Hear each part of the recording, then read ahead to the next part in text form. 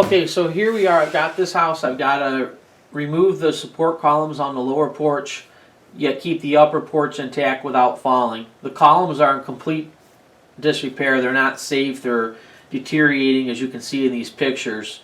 So they're really not holding anything up.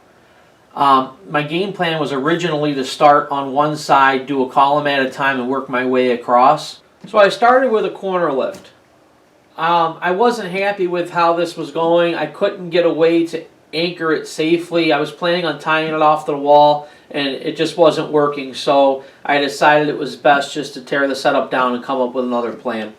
The plan I came up with was to basically build a crib, which should have 4 legs and hold up half the house. Here I've cut the floor of the porch out in preparation for the 2 legs going in.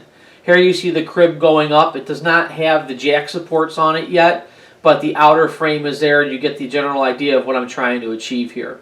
Here we have a side shot of the crib before the jacks are installed. I was really hoping I could do this one half at a time, and it turned out that wasn't going to be the case. There was just too much damage. So I ended up building a second crib on the other side of the house over the front stair area. I built this crib a little different than the other one. You can see in this picture how the crib to the right has taller jacks, the one to the left has shorter jacks. The reason I did that is I already had some of those shorter jacks in my inventory, and I didn't want to have to spend the money on them. So I was able to just adjust the crib for the jacks I had on hand.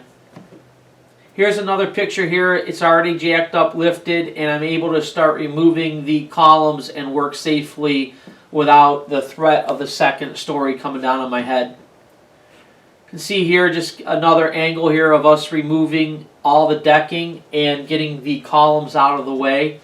We were getting ready to start to do the dig here. Here I've already dug in the new support holes, and I've covered them while I'm waiting for inspection.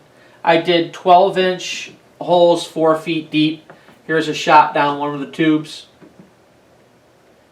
Here the concrete's been poured and we covered it because of bad weather. I let it cure a while, I mean several days, before I came back to install the next part. Here we've installed the post brackets in preparation of putting the support post on. I went with 6x6 pressure treated post. Here you can see the carrying beam is already installed. We're basically attaching it. It was put on in a staggered pattern spanning the beams, and it's basically doubled up. I don't remember, I think that was a 2x12 that we did there. Here's another shot of it. This is with the joist starting to go on, and I'm getting ready to be able to start dropping those wrought iron supports down on top. But what I'm waiting for is my decking to go in so I can rest them directly on the decking, and it looks seamless from when it's finished. It just looks like the supports are resting on the decking. Here's another shot of, this is with the decking has been started, and we're getting ready to take out some of the support cribs. We're at that point where we can set the deck down. As you can see here, the crib to the left has been removed. The one to the right is still in place. Now both cribs are gone, and we can begin finishing our decking. Here's just a shot as we were finalizing the project.